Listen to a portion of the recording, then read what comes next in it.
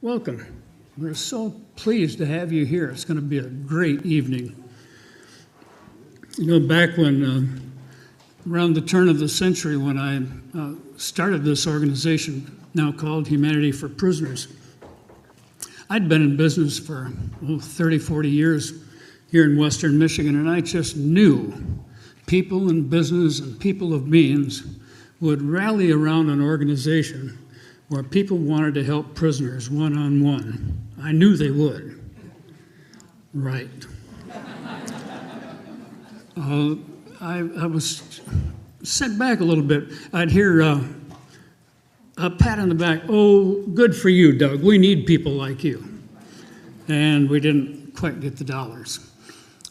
So far this year, Humanity for Prisoners has worked with almost 800, nearly 800 prisoners in the state of Michigan, handling a multitude of issues and problems, doing wonderful things. And yet when I tried to work with a very nice lady who'd been one of our supporters, and she decided she was going to change her support to another organization.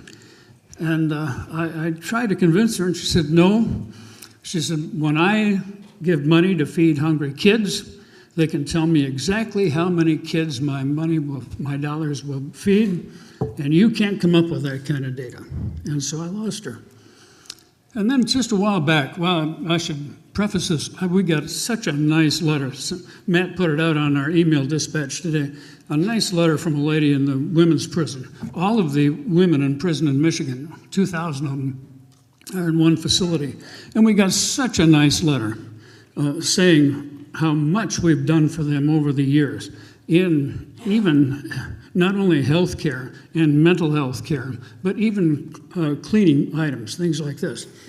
And so I was meeting with this church who has a very generous mission budget and telling them about all this, because I think we're the hands and feet of Jesus when we're doing all this in prison.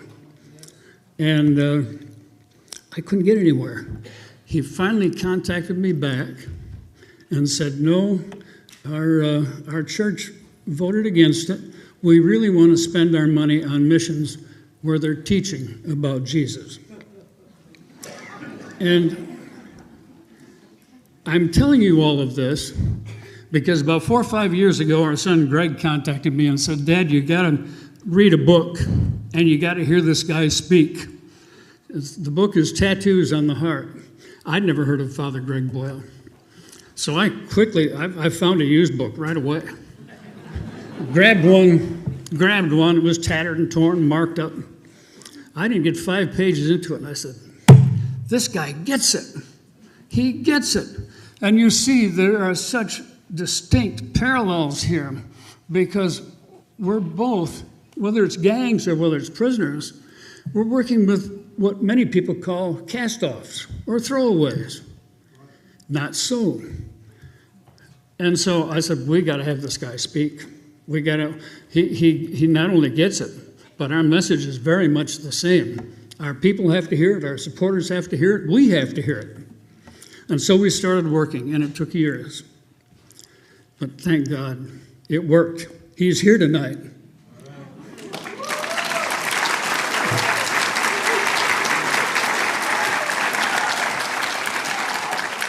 I'm not going to say any more. You all know about him. Ladies and gentlemen, a warm Tri-Cities welcome for Father Greg Boyle.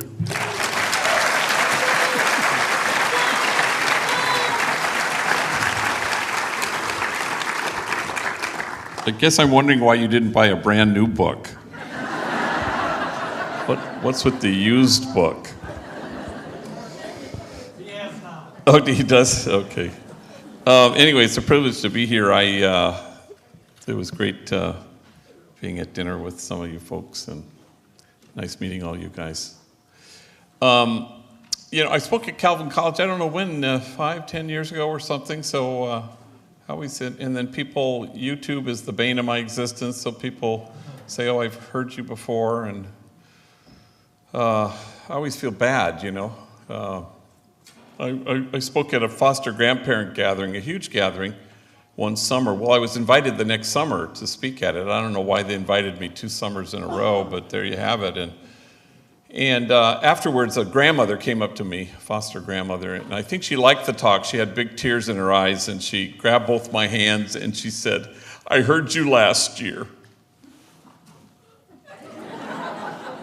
It never gets better."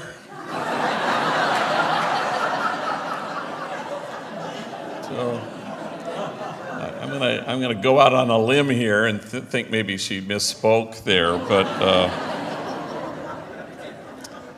it's a privilege of my life for 30 years to have worked with gang members, and the day will never come when I have more courage, or I am more noble, or I'm closer to God than they are. People like Joey Ray, who he's on a TV show now, but when he got released from Mule Creek State Prison, he came and worked as one of our trainees, and then he became kind of a speaker and was much in demand. And we went out to dinner, and he was giving me tips on how to speak publicly.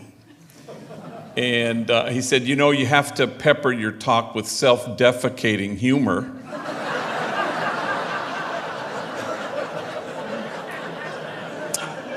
And I said, yeah, no shit. That's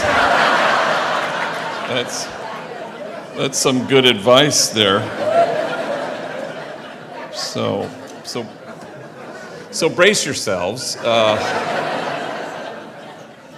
So there's a vision that brings you out here and to support Humanity for Prisoners. You want the world to look differently than it currently looks.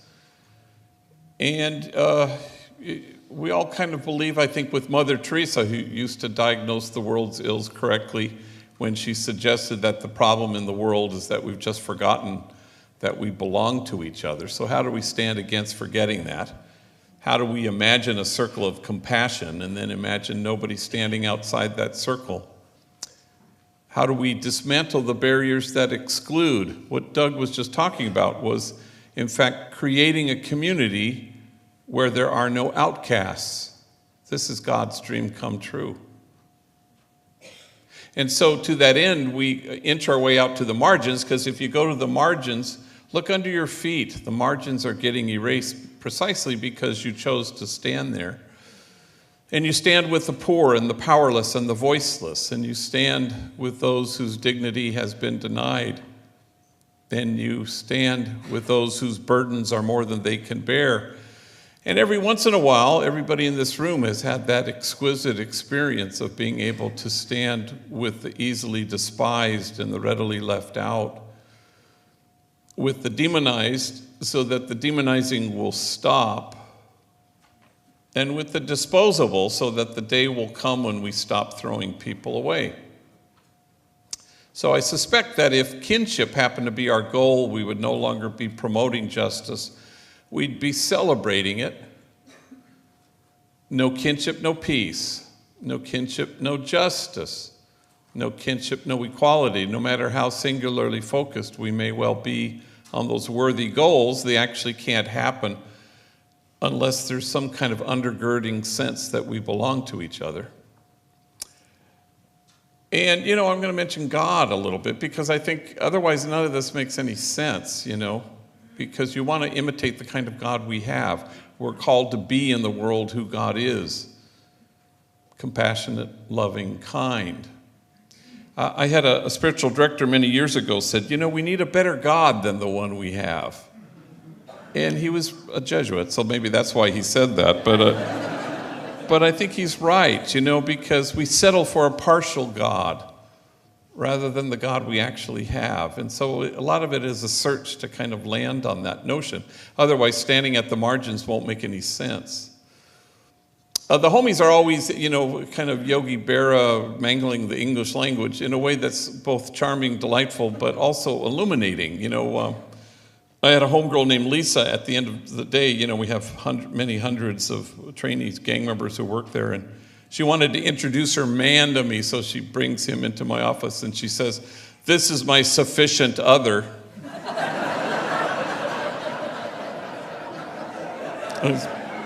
No doubt. One of the reasons that I can come here and speak is because I have a CEO named Tom who kind of runs the place, and we're a $19 million annual operation. So it's nice not to have to fret and worry about cash flow and that kind of thing. He does all that, so I'm happy that he's there. And I had a homie in my office came at the beginning of the day at one of the trainees, and he said, "Damn, gee, my lady, she is in a bad mood today." And I said, "Why?" "Well, she's beginning her administration period." I said, "Well, I'm just finishing mine, so kind of know what she's going through." But my favorite one happened when I was presiding as a priest at San Fernando Juvenile Hall, and it was a big gym. It had about 500 gang members in it. And so I'm vested, and I'm sitting in a kind of a folding chair, and I thought, well, I'm going to listen to the readings being proclaimed by the homies when they come up. And so I closed my eyes, and they have a little sheet, that has the readings in English and in Spanish, and so I said, well, I'm not going to read along, I'm just going to listen. So a homie got up, and he had kind of an overabundance of confidence, I thought, and he got up and he said, "The Lord is exhausted." And I look at, what the hell? And I look at the sheet, and it was, "The Lord is exalted." And I remember thinking to myself, wow, that's way better. I mean, the exalted God is really kind of created in our own image. Let's be honest, That's who I would want to be, the exalted God, Anne Lamott always says, you've created God in your own image when God hates all the same people you do, But it's the same principle. Exhausted God says it better. St. Ignatius of Loyola always talks about the God who's always greater, more spacious, more expansive than you can ever arrive at. Otherwise, we settle for a partial God rather than the God we actually have. And it's important because you're not going to be able to stand at the margins. And you're not going to be able to brace yourselves for the folks who are going to accuse you of wasting your time for standing at the margins. But the prophet Jeremiah writes, "In this place of which you say it is a waste, there will be heard again the voice of mirth and the voice of gladness, the voices of those who sing." And you go to the margins so that other voices might get heard. So we're called to create a community of kinship, such that God, in fact, might recognize that it's the only thing our exhausted God cares about. It's the only thing that will quench God's thirst. So the homies have taught me so much of value, but in the last few years, they've taught me how to text, and I'm so grateful to them because I find it sure beats the heck out of actually talking to people. And I'm pretty good at it, LOL and OMG and BTW, and the homies have taught me a new one, OHN, which apparently stands for, "Oh, hell no," which I've been using quite a bit lately. I know I can't be alone in being vexed by this autocorrect thing. So, I had a homegirl named Berta on a Sunday. She texts me, "Where you at?" So I text her back. I said, "I'm about to speak to a room full of monjas." And monjas is Spanish for sisters, nuns, religious women. "I'm about to speak to a room full of monjas." I pushed send and autocorrect. I told her I was going to speak to a room full of ninjas, which she thought was pretty darn interesting. Even right now, the homies are blowing up my cell phone, and, they're going to cut off my lights, and my refrigerator's empty, and, oh my gosh, I only need $100 left to finish off my rent, that kind of thing. And a homie needed $100 for rent, and I just didn't have it. So I wrote back, "Things are tight," and I pushed send, and autocorrect told him, "Thongs are tight."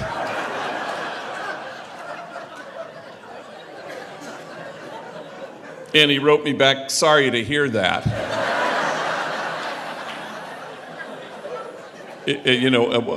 What about my rent? So anyway, there I am in a car with two older homies, older vatos, Manuel and Poncho, who do a variety of things at Homeboy, been to prison, tattooed, and they're going to help me give a talk at a high school. And So Manuel's in the front seat and Poncho's in the back. We're 15 minutes on the road when Manuel gets an incoming text, and he reads it to himself, and he chuckles. And I said, what is it? He goes, oh, it's dumb. It's from Snoopy back at the office. Well, I'd just seen Snoopy. Snoopy greeted me as the day began. And Snoopy and Manuel work together in the clock-in room where they clock in hundreds and hundreds and hundreds of our workers, all gang members. It's a tough job. I wouldn't want it, because this may come as a surprise. Gang members can occasionally be attitudinal. So I said, what's it saying? He goes, oh, hang on a second, it's dumb. Hey, dog, it's me, Snoops. Yeah, they got my ass locked up at county jail. They're charging me with being the ugliest vato in America. You have to come down right now, show them they got the wrong guy. Well, he nearly drove into oncoming traffic, and then we laughed so damn hard, and then I realized that Manuel and Snoopy are enemies. They're from rival gangs. They used to shoot bullets at each other. Now they shoot text messages. And there's a word for that, and the word is kinship. How do we obliterate once and for all the illusion that we are separate, that there is an us and a them? A lot of us begin stuff by service, and service is a good place to start. You don't want to end there because there's even a distance in service, service provider, service recipient. You want to bridge even that distance. At Homeboy Industries, I'm not the great healer, and that gang member over there is in need of my exquisite healing. The truth be told, we're all a cry for help. We're all in need of healing. In fact, it's one of the things that joins us together as members of the human family. But service is the hallway that gets you to the ballroom. You want to get to the ballroom, which is the place of mutuality. One of the great privileges of my life was knowing Cesar Chavez as a friend, and he was the best listener I've ever been in the presence of. If you were talking to him, nobody else existed. He was laser beam focused. He was never looking over your shoulder to see if somebody more important was on the approach. So this one time, famously, a reporter had commented to him and said, wow, these farm workers, they sure love you. And he just shrugged and said, the feeling's mutual, which of course is the hope. How do we bridge even the distance that there is in service so that there is no daylight separating us, there is no us and them, there's just us? Well, no homie in the history of Homeboy Industries, our 30-year history, has found more job opportunities than this guy we all call Dreamer. And I knew him growing up in the projects. He's in his 40s now, doing well, married in the construction trade. But in his early 20s, he was kind of a yo-yo, in and out of being locked up. Super smart guy, although I don't remember that he ever actually went to school. A dangerous sense of humor that I always kind of enjoyed. But in this early period, I'd find him a job in the private sector or in one of our social enterprises, and before too long he'd always gravitate back to vague criminality, usually something involving drugs, the sale of or the use of, and then he'd wander back to me. And this was a pattern that kept repeating itself. So this one time, he finished a 4-month stretch at a probation violation at county jail, and there he is sitting in front of my desk, and he says what gang members often say, this time, it'll be different. And I go, all right. So with him sitting there, I call a friend of mine who runs a vending machine company in Alhambra, California. And he had hired homies in the past, so I'm thinking maybe he'll do it again. And sure enough, he says, yeah, you tell that guy he can start tomorrow. That's a holy man right there. So Dreamer began work the next day at the vending machine company. Well, 2 weeks later, there he is again in front of my desk. I couldn't even believe my eyes. I said, Híjole, Madre Santa, here we go all over again. But this time he pulls out of his pocket his very first paycheck, and he waves it proudly. And he says, damn, G, this paycheck makes me feel proper. I mean, my mom, she's proud of me, and my kids, they're not ashamed of me. And you know who I have to thank for this job. And I said, well, gosh, who? And he looked at me strangely, and he said, well, God, of course. And I said, oh, sure, no. That's right, but that would be God. You thought I was going to say you. I said, no, gosh, no, God's number one. You are so lucky we're not living in them Genesis days, he says. I'm sorry, them Genesis days? He goes, yeah, because God would have had struck down your ass already by now, he said. Well, the only thing I really recall is both of us, we just fell out of our chairs howling with laughter. And I defy you to identify exactly who's the service provider, who's the service recipient. It's mutual. So Homeboy was started 30 years ago when I was pastor of the poorest parish in the city of Los Angeles. Nestled in the middle of two public housing projects, Pico Gardens and Aliso Village. Together they comprise the largest grouping of public housing west of the Mississippi. We had 8 gangs at war with each other during that time, making it, according to the LAPD, the place of the highest concentration of gang activity anywhere was my parish, which I didn't know when I drove up there. LA County has 120,000 gang members and 1,100 gangs. And if LA is the gang capital of the world, my parish at that time was the gang capital of Los Angeles. So I buried my first young person killed because of this sadness in 1988. And when I return home, I will bury my 222nd. Not all from that parish, but I know a lot of gang members. I get asked to do this.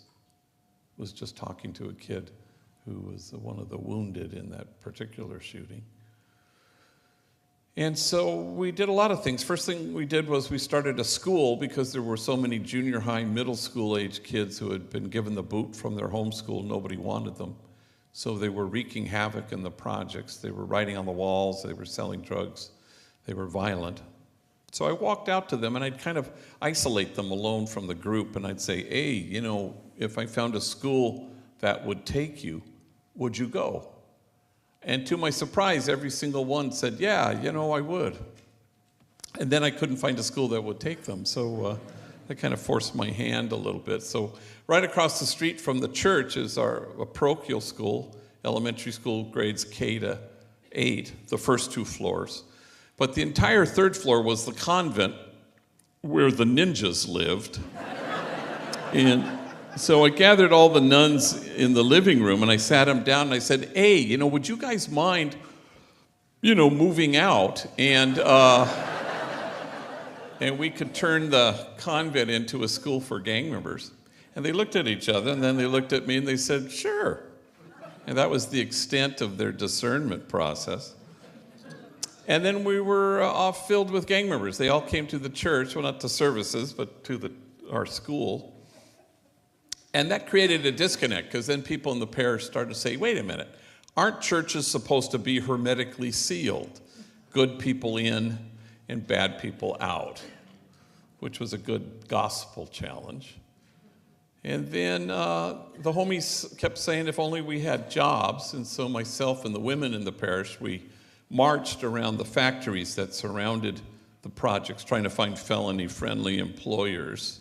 And that wasn't so forthcoming. So we started stuff. We started crews, you know, a maintenance crew, a landscaping crew, a crew to build a child care center, a graffiti removal crew. Then in 1992, Los Angeles exploded after the Rodney King verdict, and every pocket of poverty just ignited. But not my parish and not the projects there. And so the LA Times wanted to know why, and so they asked me, and I said, well, I think it probably may have something to do with the fact that 60 strategically hired gang members were working together, rivals, enemies, side by side. They had a reason to get up in the morning and a reason not to gangbang the night before, and especially a reason not to torch their own community. So a movie producer named Ray Stark, who happened to have $500 million, summoned me the next day. And he said, how should I spend my money? And I look back on it now, and I can tell you that I woefully undershot my request here. I was young. And I said, well, why don't you buy this abandoned bakery across the street from the school? It's got ovens. We could put hairnets on rival enemy gang members. They could bake bread. We could call it Homeboy Bakery. That was the extent of my business plan. And he said, sure. So we were off and running. A month later, we started Homeboy Tortillas in the Grand Central Market in downtown LA. Once we had plural, we changed our name from Jobs for a Future, which we had previously been called, to Homeboy Industries, as if there was any industry involved in this venture. Not everything worked, I'll be the first to admit it. Homeboy Plumbing really was not hugely successful. Who knew? People didn't want gang members in their homes. I did not see that coming. And nobody ever intends to do such a thing, but we, kind of back your way into, you evolve into, now we're the largest gang intervention rehab reentry program on our planet. 15,000 folks a year walk through our doors wanting to reimagine their lives. The centerpiece is our 18-month training program. They all want in on that because it's a paid gig. And we have, 300 to 350 at any given time. And so they come there, and it's a kind of a community of tenderness, we always call it. And we have curricular things, anger management and parenting and all that kind of stuff. We still have a school. We have free tattoo removal. No place on the planet Earth removes more tattoos than we do. So we have one paid physician assistant, and we have 47 volunteer doctors who give their time. So we have 3 laser machines, and we're kind of nonstop, 9 to 5, Monday through Friday. Part of the thing with going to the margins is you want to listen to people. They'll tell you what they need. Tattoo removal was begun because of a guy named Frank, who I'd never met before. 2 days out of Corcoran State Prison, he's sitting in front of my desk and tattooed on his forehead, filling the whole space like it was a big old billboard, and pardon my French, it said, "Fuck the world." Filled the whole space. And then he looked at me and he said, I am having a hard time finding a job. And I said, well, Frank, maybe we could put our heads together on this one. And I'm thinking, where am I going to send him? To McDonald's? Do you want fries with that? No, I don't. Mothers clutching their kids, running out of the store. So naturally, I hired him, and he bagged bread for a while, and I went looking for a doc. So I found a doctor who had a laser machine at White Memorial Hospital, and he donated 1 hour a month to chip away at Frank's forehead and a few others. And pretty soon I had a waiting list of 3,000 gang members who wanted this same treatment. So we couldn't really stay with that arrangement. Parentheses, Frank is currently a security guard at a movie studio in Hollywood, and there is no trace left of the angriest, dumbest thing he had ever done. Proving what Sister Helen Prejean says often is we're all a whole lot more than the worst things we've ever done. And so we have therapy. We have 5 paid therapists, but we have 42 volunteer therapists, including 2 psychiatrists. We have case management, what we call navigators, who kind of move the trainees around in what we call cohorts and different phases of their healing. An educated inmate or gang member may or may not reoffend, and an employed one may or may not reoffend, but I'm going to make you an absolute guarantee. A healed gang member or inmate or returning citizen will not. ever go back to prison. And that's the premise at Homeboy. Folks come with a huge burden of chronic toxic stress and they need relief. Otherwise, they're forced to live in survivor brain. And they find relief there. They find sanctuary, if you will. And then, after their time with us, they become the sanctuary they sought there. And then they leave us. And the world will throw at them what it will, but this time they won't be toppled by it. So then we have all our social enterprises. We have solar panel installation training program, hugely successful. We have Homeboy Bakery, Homeboy Silkscreen, Homeboy Homegirl merchandise, Homeboy Diner, the only place you can buy food at City Hall. We have a restaurant at American Airlines Terminal, LAX Terminal 4. We have a thing called Homeboy Grocery, where we sell chips, salsas, and we just started our line of guacamole. Very tasty. And that's sold in all the supermarkets in Southern California. Well, actually from San Luis Obispo to San Diego. We have farmers markets. We have Homeboy Recycling, where they recycle e-waste. I don't even know what that is, but we do it. And Homegirl Cafe, where women with records, young ladies from rival gangs, waitresses with attitude, will gladly take your order. And they cater. It's kind of a who's who. You go there and you'll see all sorts of famous people, a lot of electeds. Every elected official goes there for lunch or breakfast, and Jim Carrey and Jack Black and Forrest Whitaker, a lot of movie stars. And once, with only 2 hours' notice, Vice President Joe Biden, when he was vice president, said, I want to have lunch at the Homegirl Cafe. So a motorcade and Secret Service and entourage and selfies with Uncle Joe. I wasn't there. I was making my 8-day annual silent retreat. So when I came back, I see Louis Mora, one of our trainees, and he's giving me the debrief. He goes, while you were gone, we were visited by an MVP. Do you mean a VIP? Yeah, that one, a VIP. Yeah. Imagine, gee, damn.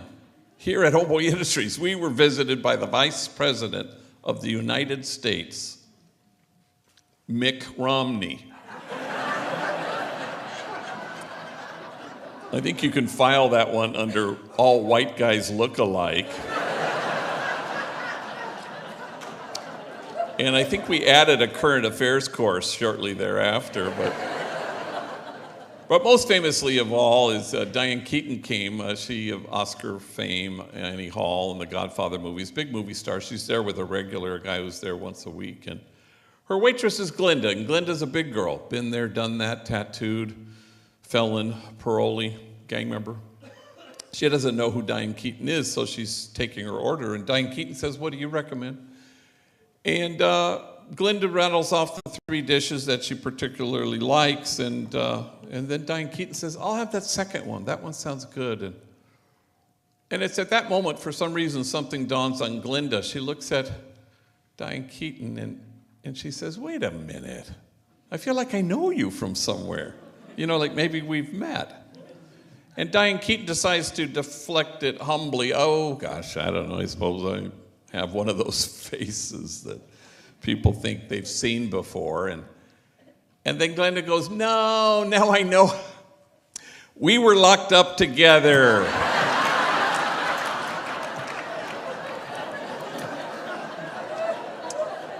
Yeah, that just took my breath away when I heard it. And don't believe we've had any further Diane Keaton sightings now that I think of it. But suddenly, kinship so quickly, Oscar-winning actress, attitudinal waitress, exactly what God had in mind and what is on God's mind. Well, we need go no further than hearing Jesus speaking to the gathered, that you may be one. I suppose he could have been more self-referential, but it's really about us. All of us are called to be enlightened witnesses, people who through your kindness and tenderness and focused, attentive love return people to themselves. At Homeboy, we're kind of allergic to the notion of holding the bar up and asking homies to measure up. Our exhausted God doesn't do this. Why would we do it? So instead, we hold the mirror up and we tell folks the truth, knowing that your truth is my truth, and my truth is a gang member's truth, and it's all the same truth, and here's the truth. You are exactly what God had in mind when God made you. And then you watch folks on the margins as they become that truth, as they inhabit that truth. And no bullet can pierce it. No 4 prison walls can keep it out. And death can't touch it because it's huge. But all of us at Homeboy know that part of what our task there is to reach in and dismantle the messages of shame and disgrace that get in the way, that keep people from seeing their truth. For the principal suffering of the poor throughout history and throughout Scripture is shame and disgrace. That's why I'm heartened by, there's a line in Acts of the Apostles that says very simply, and awe came upon everyone. It seems to suggest that the health of our community may well reside in our ability to stand in awe at what the poor have to carry, rather than stand in judgment at how they carry it. So, for 30 years plus, I've, as a priest, I say all these masses on weekends, Saturdays and Sundays, in all these detention facilities.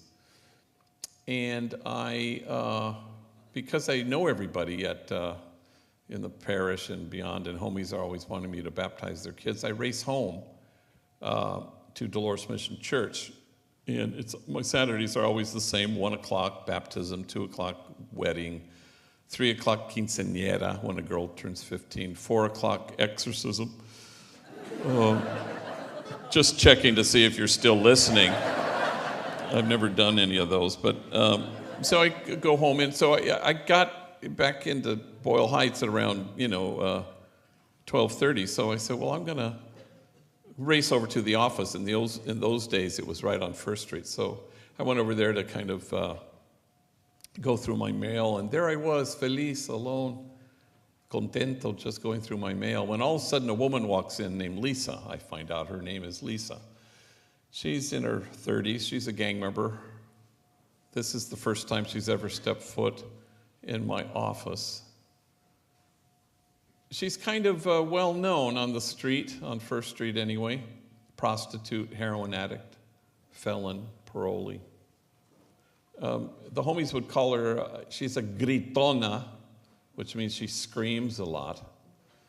You can always hear her screaming as she's tossed out of the bar next door, yelling at the guy who tossed her out.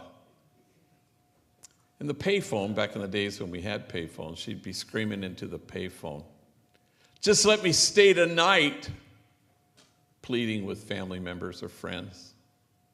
And this is the first time she's ever stepped foot in my office, and now I notice it's 10 minutes to 1 in my baptism. She walks in, she sizes up my office, she plunks herself down, she launches right in. I need help. Ooh, I've been to like 50 rehabs. I'm known the nationwide. I've been to every possible rehab, she says. And then she gets quiet and she says, in fact, first time I went to Catholic schools all my life, elementary school, even I graduated from Sacred Heart High School. In fact, the first time I ever used heroin was right after I graduated. And I've been trying to stop since the moment I began. And I watch her as she leans her head against the wall behind her, and her eyes become like 2 ponds, water rising to meet its edges and spilling over.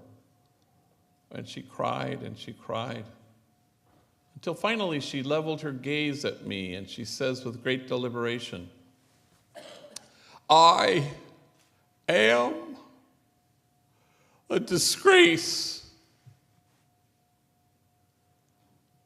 And suddenly her shame meets mine.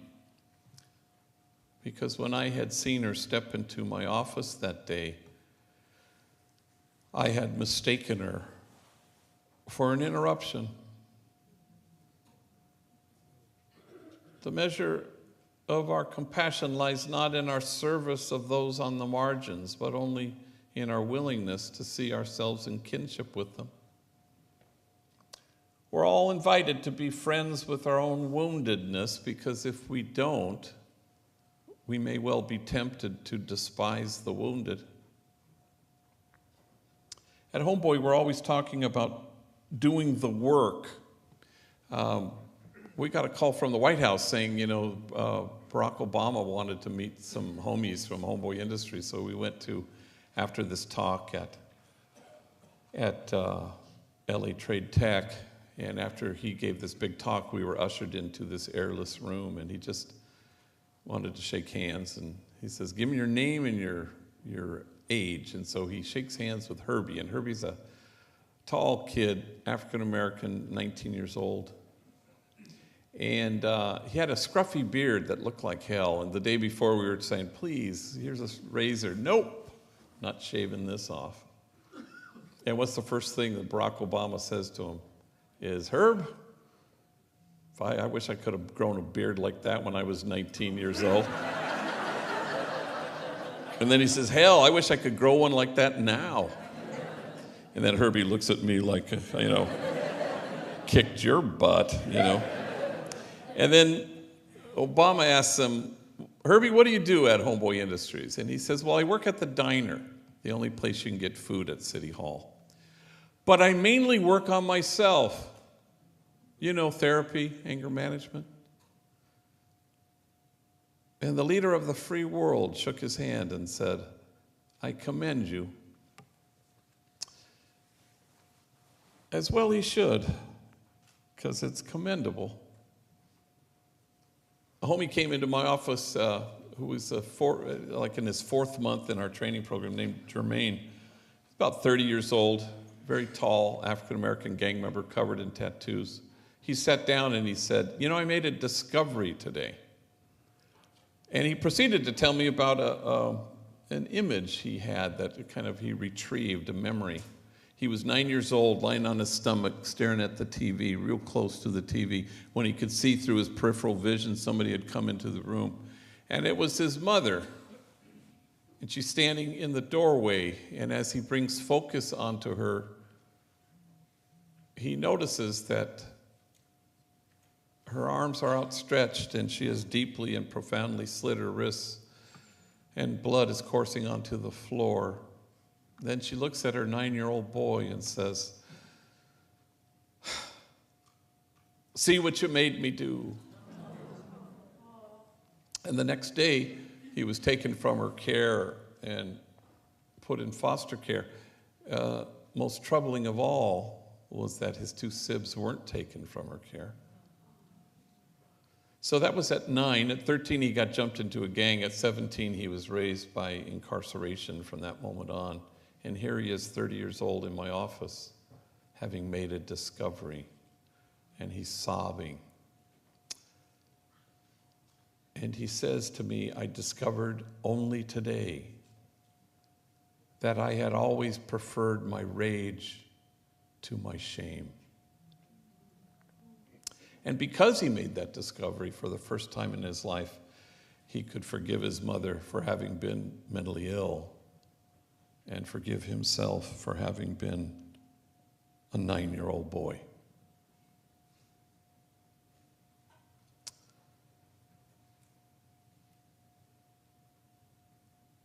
If we reach back to the original covenantal relationship, God says, "As I have loved you, so must you have a special care for the widow and the orphan and the stranger." And the reason God says this is because God thinks these are the folks who know what it's like to have been cut off. And because they have known that particular suffering, God thinks they're trustworthy guides to lead the rest of us to the kinship of God.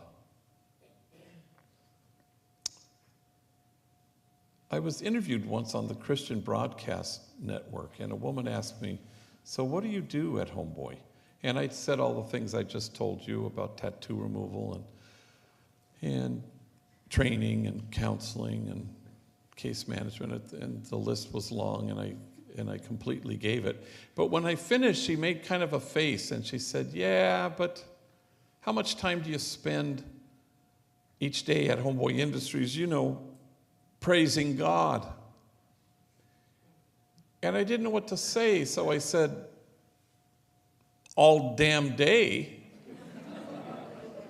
And I don't think she liked that answer very much. But it begs the question, what kind of praise does our exhausted God have any interest in? And so let me end with this story, and then we're going to do your questions, and then we're going to let you go home. It occurs sometimes for universities to force their students to read my book against their will, and I'm not complaining, but my alma mater, Gonzaga University in Spokane, forced the incoming freshman class to read Tattoos on the Heart. So they said, "Would you come?" And I said, "Sure." "And would you bring 2 homies with you?" And I said, "Sure." When people pay for it, I always bring them. And I always pick homies in the same way, I always pick rivals, enemy trainees who are from opposing gangs, just so that they share a hotel room just to mess with them, and I always pick homies who have never flown before, just for the thrill of seeing gang members panicked in the sky. Not long ago, I took 2 homies with me, older vatos, to Washington, D.C., and we were at LAX, and one of them, dead serious, said, "Hey, are we flying Virgin Airlines because it's our first time?"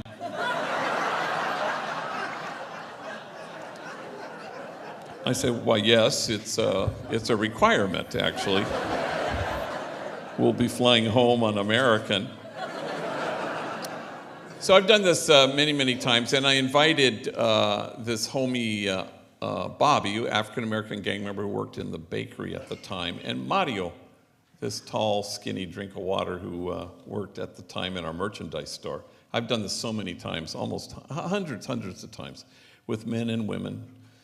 And I've never had anybody go with me like this guy Mario. He was absolutely petrified. I've never had anybody so terrified of flying. In fact, he was hyperventilating, and we hadn't even boarded the plane yet.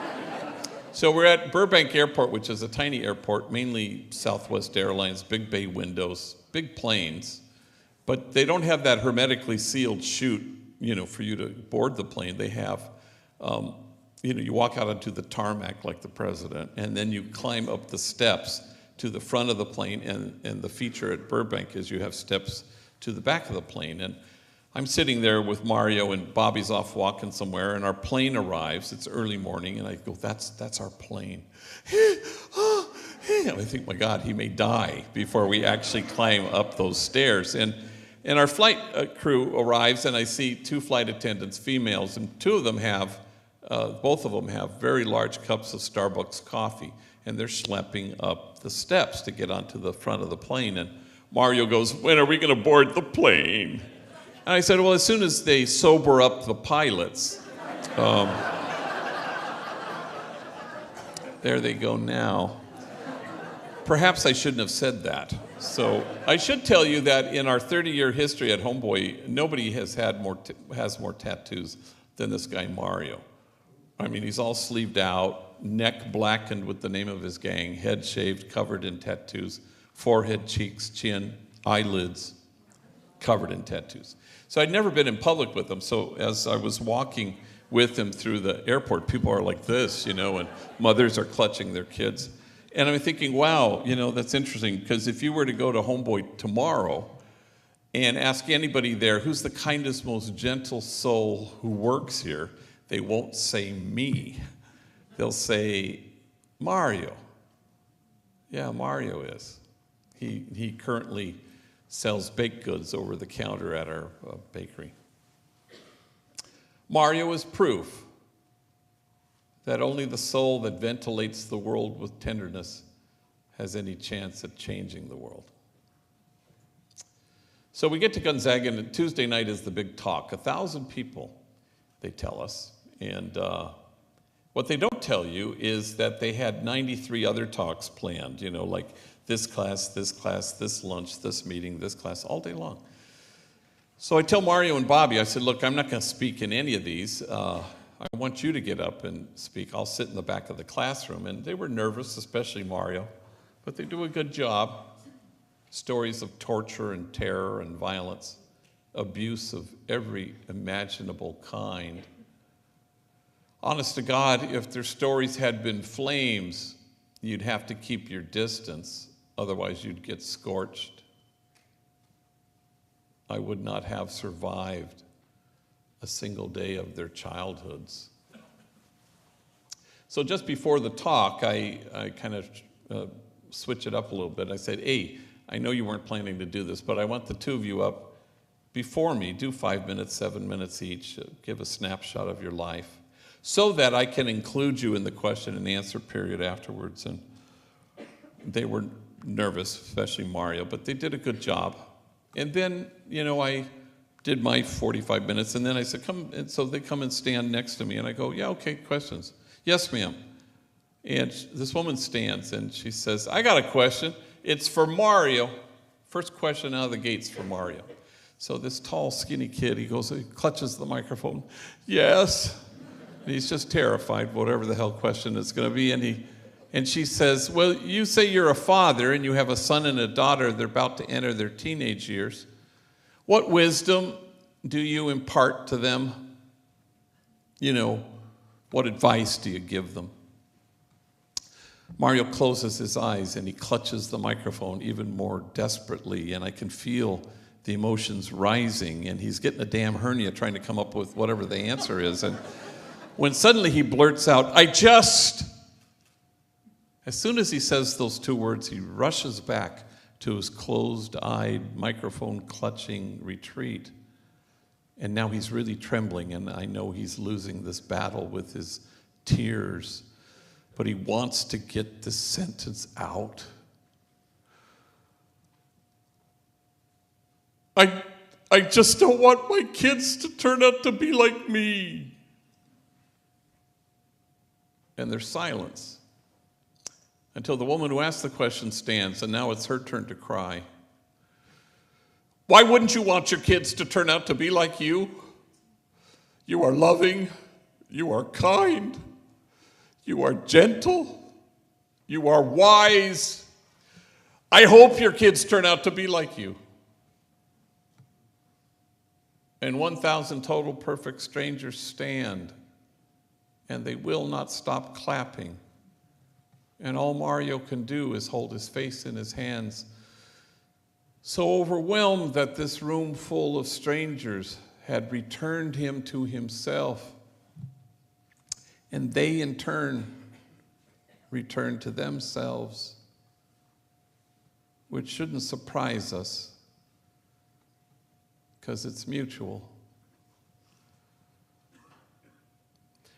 We don't go to the margins to rescue anybody, but go figure, if we all go, we find rescue.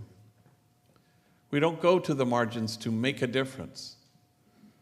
We go to the margins so that the folks at the margins make me different. We don't go to the margins so that we can reach people, but only so that we can be reached by trustworthy guides, widow, orphan, stranger. And that standing ovation, I think, is the only praise our exhausted God has any interest in. And so we go to the margins and we imagine a circle of compassion, and then we imagine nobody standing outside that circle. And pretty soon we cease to care whether anyone accuses us of wasting our time. For in this place of which you say it is a waste, There will be heard again the voice of mirth and the voice of gladness, the voices of those who sing. Make those voices heard. Thank you very much.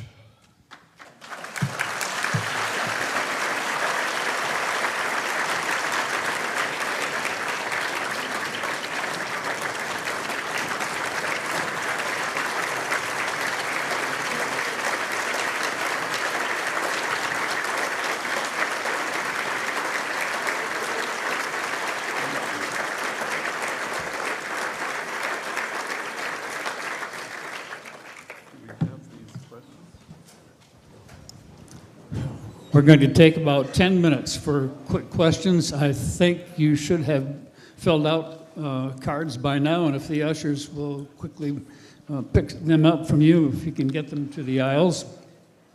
While we're waiting, let me start out by asking the first question, because I think in addition to our pitch to try to get people to support Humanity for Prisoners this evening, I'd like them to know more about how they can help and how they can be a part of your organization as well, Greg.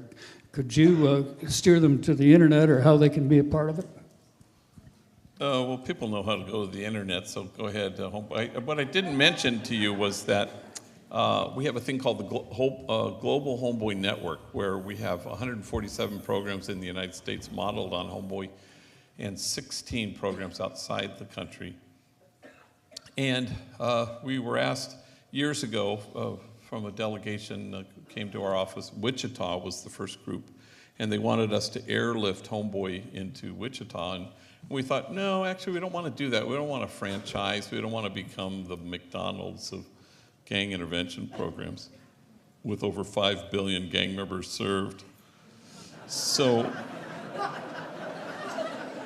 instead, we wanted to offer technical assistance. So people come to us, like we just had Savannah all this past week, and it's like that. And so we gather every August for what we call the gathering. And so we invite you folks, if you want to come and gather. But yeah, you can go to the website, I guess. Here, throw a question at them, because time is ticking. Go ahead, even whatever you have right now, because we don't have enough time to answer. But and you ask a question, I'm going to give a long-ass answer. So, how do you help people come to an understanding of going to the margins? Well, you know, vicinity is everything. You just, everybody knows how to do that, I think, if once they ask themselves. The problem is that we're always disqualifying ourselves. I don't have anything to say to them. I've never been locked up or I've never been to prison. But if you're the proud owner of a pulse, then, and feel free to check, then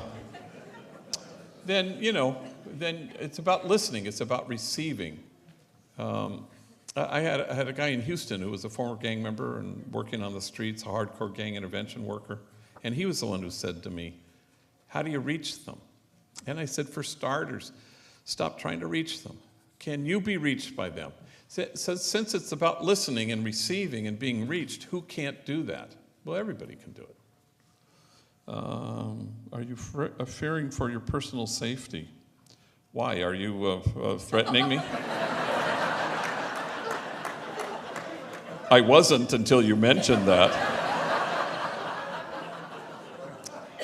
When did you stop being afraid for your life? Were you afraid of getting killed? Are you ever afraid of, my gosh, what is going on here?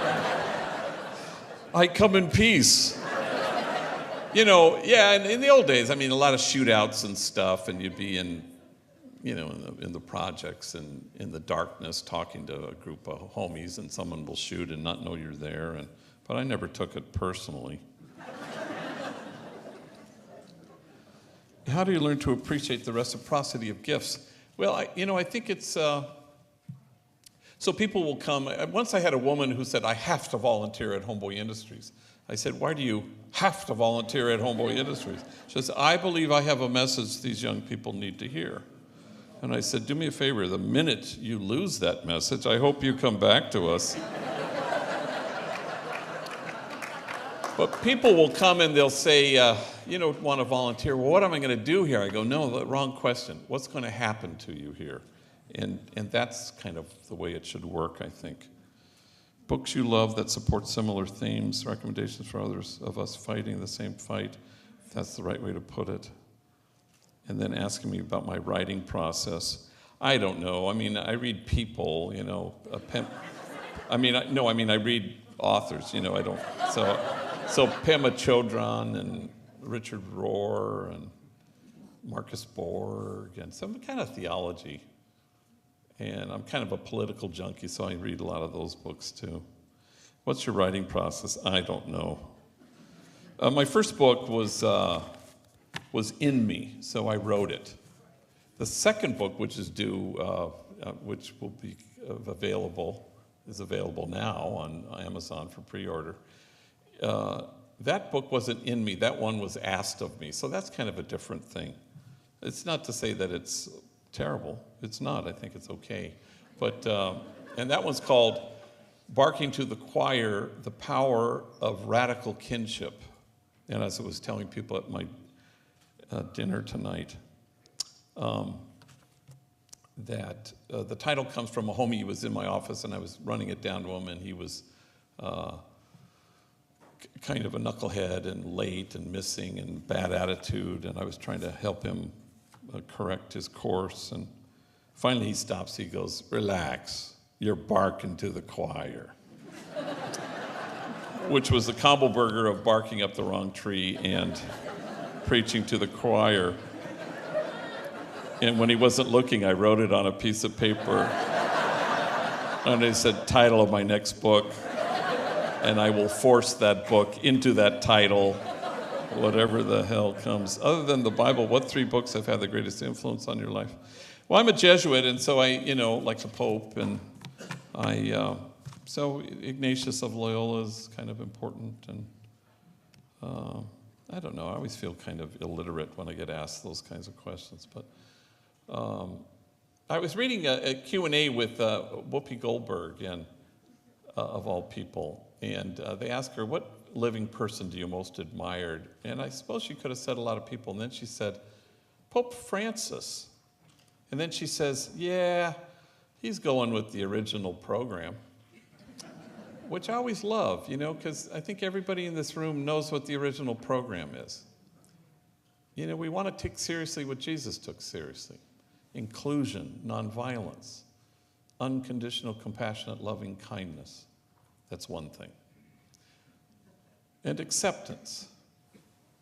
And we know what the original program is. And you want to be there when it happens. You want to just feel folks inhabiting the truth of who they are. Let me finish with one last story.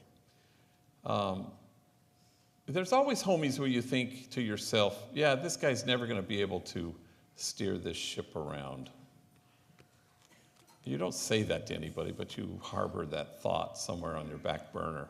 And one of my kids like that was a kid named Danny. I met him when he was 13 years old, and he was a knucklehead in the streets, putting in work for his gang, and always had a gun. Once he said to me, I swear to you, I will never step foot in Homeboy Industries. And then, I knew him. I would run into him in his neighborhood in the alley where those guys kicked it. I'd see him. Then I would see him at juvenile hall and probation detention facilities and youth authority facility. And then he finally went to prison at 18, and he was there for 2 years. And in recovery, we say, it takes what it takes. And it's the same with gang members. So it can be the death of a friend, the birth of a son, a long stretch in prison. For Danny, he got out of prison to discover that his mother had 6 months to live, pancreatic cancer. A large family of brothers and sisters, but he was the sole solitary hospice caregiver, very tender with her. All the more remarkable because, truth be told, this woman tortured this kid when he was young. But I watched him, how tender he was. Also proof that only the soul that ventilates the world with tenderness has a chance at changing the world. So she died. A week later, I buried her, and a week after that, he walks into my office. And he began working there with his enemies. He got his GED, went on to community college. And I watched him work side by side with guys I know that he used to shoot at. I watched him laugh with them. So one day he came into my office, and this is his prelude to the story he's going to tell me. What happened to me yesterday has never happened to me in my life. And he tells me that he got on the Gold Line train, which is right across the street at Chinatown stop in front of our building. And he's taking the train east. It's a packed train, but he gets a seat. Standing in front of him, holding onto a pole, he says, it was a medio pedo guy, a guy who was a little bit drunk. He's a homie, because I see tattoos on his hand. He's an older guy, I don't know who he is, and he's hanging onto the pole. Well, Danny is wearing a sweatshirt that fills his chest that says, Homeboy Industries, jobs not jails. And the little bit drunk guy says, hey, you worked there? And Danny doesn't know whether to engage him or not, so he just kind of says, nods yes. Is it any good? And Danny shrugs and says, well, it's helped me. In fact, I don't think I'm going to go back to prison because of this place.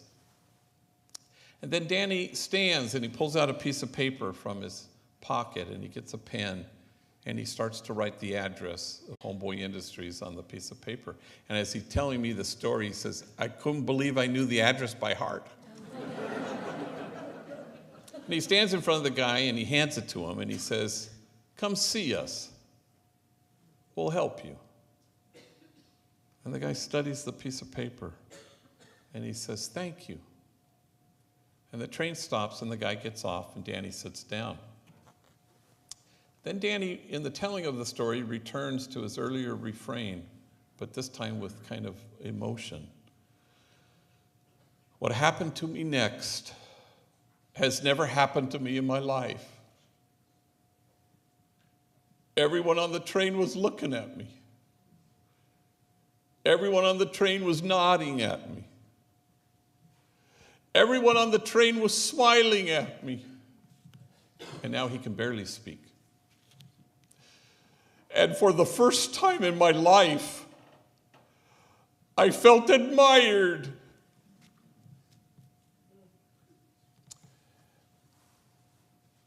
And the two of us, we just wept. Because I don't know what else there is to do to that.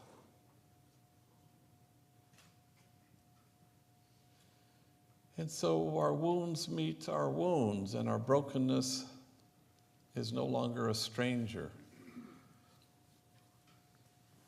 And suddenly, we belong to each other. Thank you very much.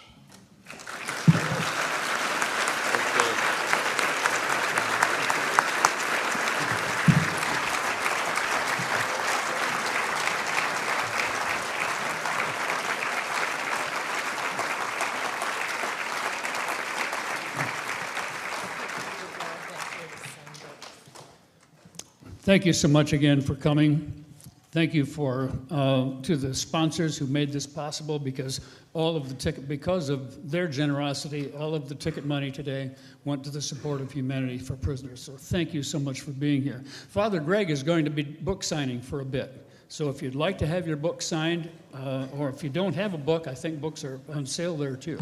So be sure to stay around and make sure that that happens too. He mentioned, Father Greg mentioned that something about Sister Helen Prejean. I'd just like you to know that Humanity for Prisoners is proud to announce that 1 year from now, next autumn, she'll be coming here to Grand Haven.